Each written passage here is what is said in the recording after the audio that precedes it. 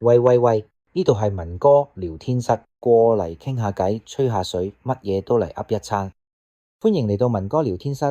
輝達 CEO 黃仁勳最近講咗一句震撼全球嘅金句：搶你飯碗嘅唔係 AI，而係識用 AI 嘅人。呢句說話聽落好簡單，但入邊其實包含緊一個好重要嘅職場現實。今日文哥會用最淺白嘅方式幫大家拆解呢句話背後嘅深層意思，同埋教大家點樣喺呢個 AI 時代入邊保住自己嘅飯碗，甚至係揾到更好嘅機會。無論你係打工仔、學生定係老闆，呢集內容都會對你有好大幫助。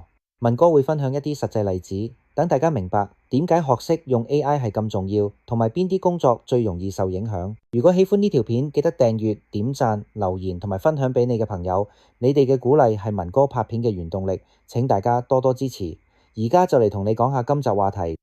黃仁勳作為全球 AI 界嘅領頭人物，佢嘅觀點好值得我哋關注。佢話搶你飯碗嘅唔係 AI，而係識用 AI 嘅人。其實係想話俾我哋聽，AI 本身唔係敵人，真正嘅競爭對手係嗰啲懂得運用 AI 嚟提升自己工作效率嘅人。簡單嚟講，如果有兩個人做同一份工，一個識用 AI 幫手，一個唔識用，邊個會表現得更好呢？答案係好明顯嘅，識用 AI 嘅人可以做得更快、更準確，甚至可以處理更多嘢，咁樣老闆自然會更加重視佢哋。而嗰啲唔識用 AI 嘅人就會慢慢被淘汰。黃仁勳強調，AI 唔可以完全取代一個人嘅工作，但佢可以幫人做到20%到80%嘅工作內容，而且效率會高出好多倍。呢個意思係話，AI 係一個好強力嘅工具，但佢需要人嚟操控同指導，就好似一把好鋒利嘅刀，喺大廚手入邊可以做出美味嘅菜肴，但如果冇人用佢，佢就只係一件工具。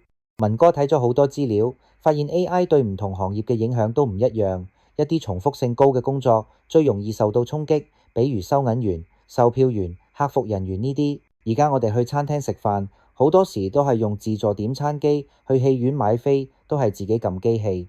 呢啲都係 AI 技術嘅應用。不過黃仁勳話，就算係高技能嘅工作，比如軟體工程師、內容編輯、企劃人員，都會受到 AI 嘅影響。但呢個影響唔一定係壞事。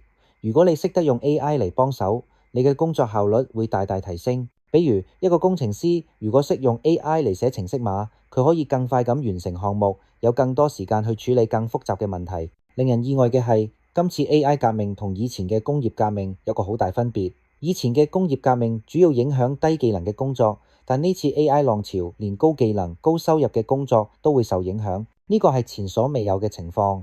所以無論你做咩工，都應該要關注 AI 嘅發展。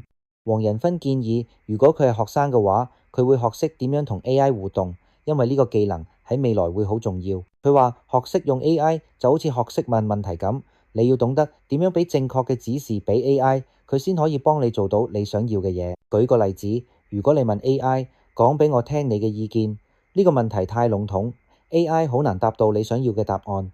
但如果你問，你可以話俾我聽，創辦一間網上零售公司嘅第一步係咩咩？咁 AI 就可以俾到具體同有用嘅建議。學識用 AI 唔單止可以提升工作效率，仲可以幫你學習新嘢。黃仁勳自己都有用 AI 嚟學習數位生物學等新知識。佢話 AI 可以做你嘅私人導師，隨時隨地幫你解答問題。呢個係以前冇可能嘅事。文哥覺得我哋應該將 AI 睇成係助手，而唔係敵人。AI 可以幫我哋做好多重複性嘅工作，等我哋有更多時間去做更有創意、更有價值嘅嘢。比如一個設計師可以用 AI 嚟生成初稿，然後佢就可以專注喺創意同美感嘅調整上面。喺醫療界，AI 可以幫醫生分析大量嘅醫學資料，提供診斷建議，但最終嘅決定仍然係要由醫生嚟做。喺交通方面，AI 可以幫我哋規劃最佳路線，減少塞車。但係司機嘅經驗同判斷力仍然好重要。黃仁勳話：佢同 AI 合作並唔會令佢覺得自己變得多餘，反而令佢更有信心去處理更複雜嘅挑戰。呢個觀點好值得我哋學習。我哋應該將 AI 當成係工具嚟幫助我哋，而唔係恐懼佢會取代我哋。對於想學識用 AI 嘅朋友，文哥有以下建議：首先，要了解 AI 嘅基本原理。AI 唔係魔法。佢係基於大量資料嚟學習同預測嘅。當你明白佢點樣運作，你就會知道點樣更好咁使用佢。第二，要學識寫好嘅提示詞。提示詞就係你俾 AI 嘅指示，好嘅提示詞可以令 AI 俾到更準確嘅回答。你要學識點樣清楚咁表達你嘅需求，俾足夠嘅背景資料俾 AI。第三，要實際去試用唔同嘅 AI 工具。黃仁勳提到 ChatGPT、Gemini Pro、Grok 呢啲工具，你可以試下用佢哋嚟幫你處理日常工作。一開始可能會覺得難用，但慢慢練習就會越嚟越熟練。第四，要保持學習嘅心態。AI 技術發展得好快，今日學嘅嘢可能下個月就有新版本，所以要時刻保持好奇心，不斷學習新嘅技能同知識。黃仁勳預測未來工廠可能只需要一個人，其餘嘅工作都交俾 AI 同機器人處理。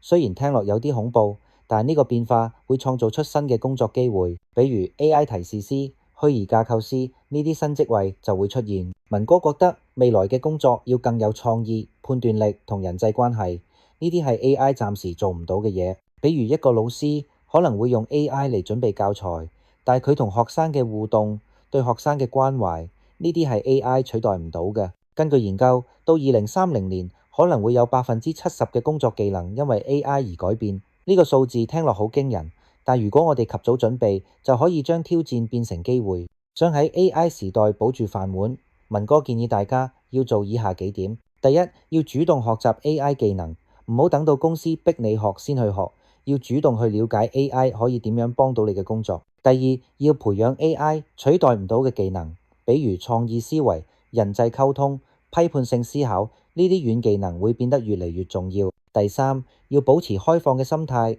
唔好抗拒新技術，要將佢哋當成係幫手而唔係威脅。第四，要不斷提升自己。AI 發展咁快，如果你停滯不前，就會被淘汰。要時刻學習新嘢，增值自己。黃仁勳話：佢相信人類仍然有佢哋嘅價值，因為我哋有良好嘅判斷力。